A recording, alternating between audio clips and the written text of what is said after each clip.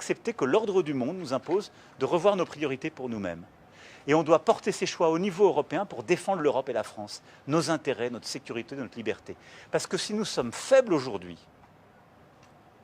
alors nous paierons très cher demain, croyez-moi, très cher demain.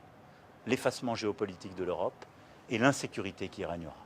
Moi, je veux une Europe puissance, militaire, technologique, économique, diplomatique, et je veux une Europe forte, puissante, qui est respectée parce qu'elle est forte, et qui peut donc continuer à être libre. C'est ça que nous allons faire demain, à Washington.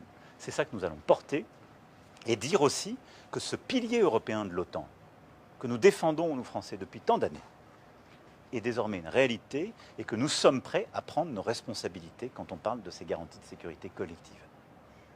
Voilà. Nous ne sommes pas passifs, nous sommes actifs. Et nous voulons prendre ces responsabilités. Et nous voulons décider pour nous-mêmes. C'est ça l'autonomie stratégique. C'est de décider pour nous-mêmes ce qui va nous toucher. On ne prétend pas décider ce qui va toucher les autres, mais pour nous, on veut décider. C'est tout. Il y a combien de soldats français qui iront en Ukraine? Mais on va pas. C'est pas ça la discussion aujourd'hui. La discussion, c'est déjà de savoir comment on a la paix, et ensuite qui est prêt à financer comment une armée ukrainienne qui sera au bon niveau.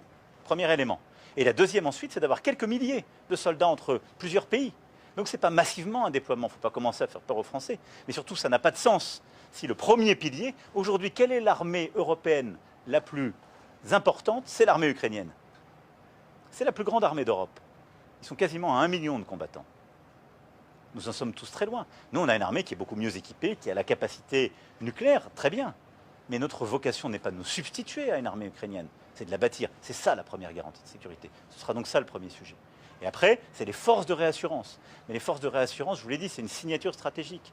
Et donc, ce n'est pas du tout le nombre qui compte, mais c'est de dire, on est là, à Odessa, à Kiev, pour dire là, pas touche, en quelque sorte. Et avoir des garanties stables. Parce que c'est aussi nos frontières. Voilà.